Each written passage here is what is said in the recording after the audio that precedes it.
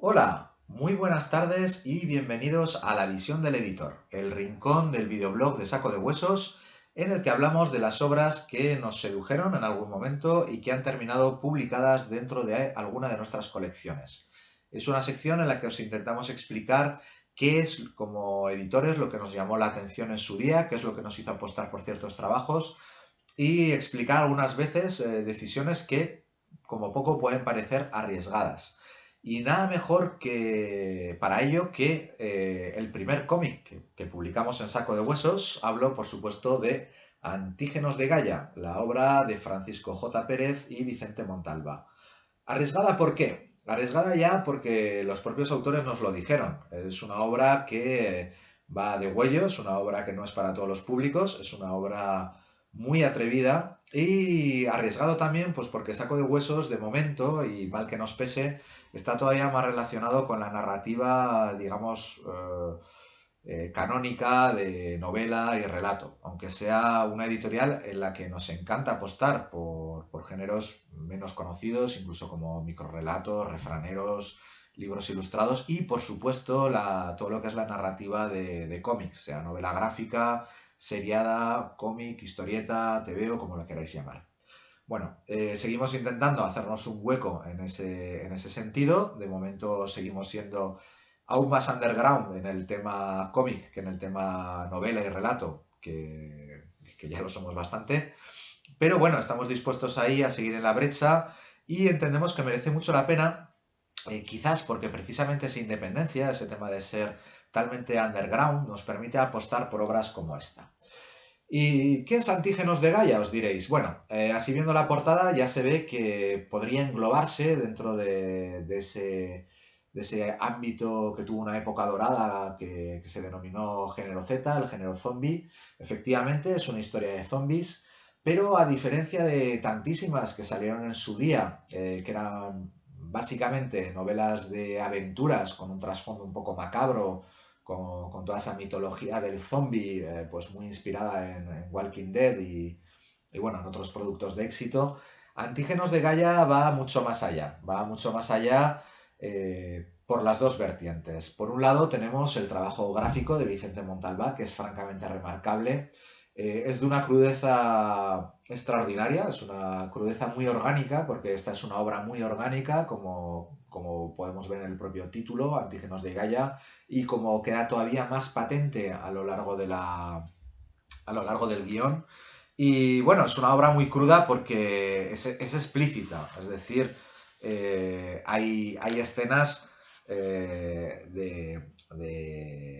gente devorada, hay escenas de sexo explícito. Es una obra que yo no sé si diría que está orientada al público adulto en sí mismo.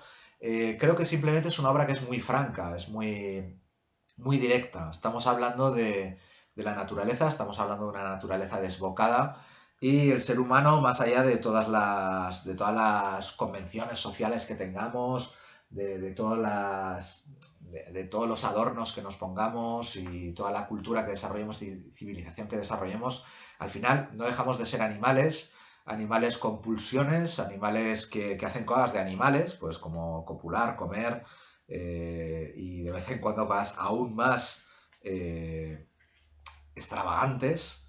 Y bueno, en ese sentido es un cómic que no tiene ningún problema en mostrarlo.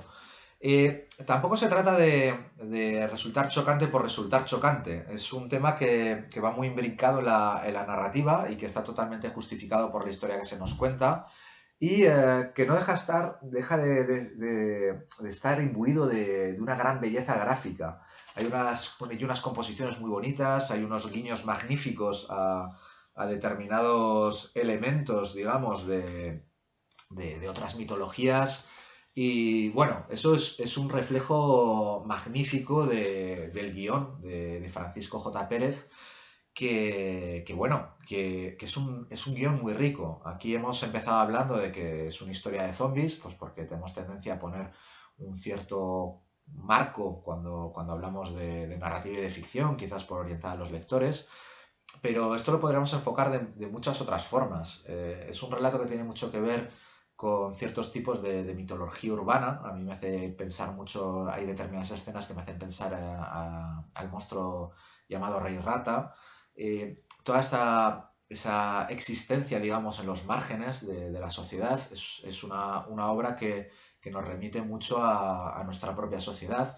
Y luego está, evidentemente, el tema de la narrativa ecológica o catastrofista, si queréis, o casi metafísico, ¿no? Porque, claro, a veces cuando hablamos de ecología parece que estamos hablando de temas de comer flores en el campo y demás, y a veces el enfoque puede ser eh, apocalíptico, como en esta obra, o puede ser incluso muy urbano, porque aunque tengamos tendencia a separar lo artificial de lo natural, el ser humano no deja de ser un elemento natural eh, por muchas cosas que cree, creyendo él, al margen del mundo.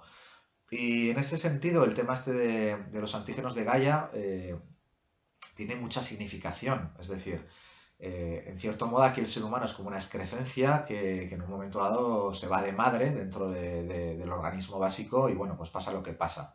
No es nada nueva la visión, digamos, ecologista, medioambiental o de reflexión del ser humano dentro del orden de las cosas a partir de la narrativa zombie. Es una de las lecturas que ha tenido clásicamente junto a la crítica al capitalismo y bueno, todas esas reflexiones sobre los sistemas sociales.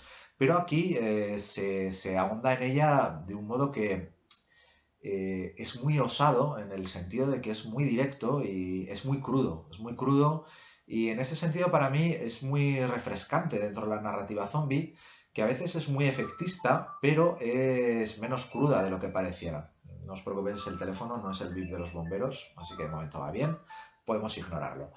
Eh, Como digo, es una narrativa que va al meollo, va al tuétano, ¿no?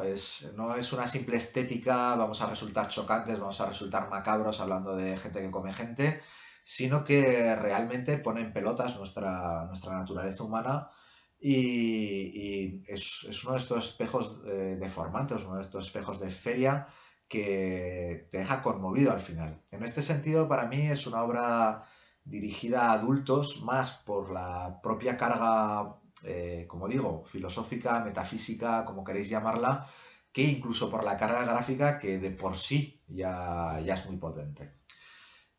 No quiero destriparos más porque francamente es un cómic que merece mucho la pena descubrir.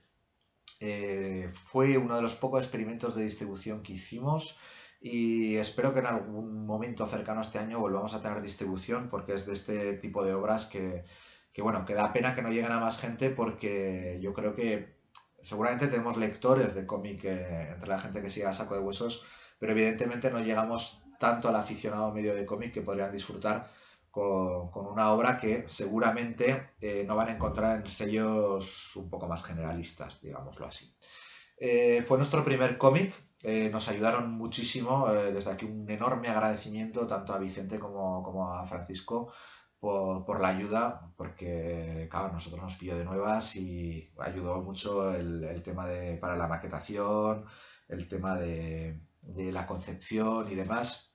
Nos lo dieron muy mascadito y incluso nos dieron material extra.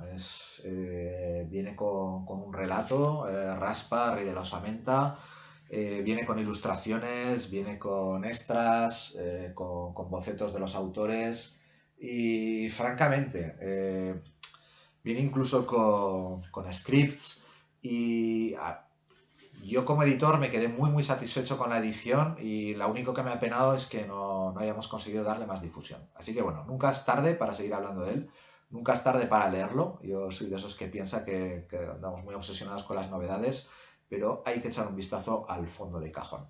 Así que desde aquí mi recomendación de la semana, mi explicación de por qué podéis mandarnos cómics, por qué podéis mandarnos cómics que creáis que igual son demasiado osados. A nosotros, francamente, lo que nos gusta es la buena narrativa, es ver autores que tienen voz propia, en tanto que artistas, y no nos da miedo meternos en berenjenales que seguramente nos quedan grandes, pero que creemos que merecen la pena ser explorados.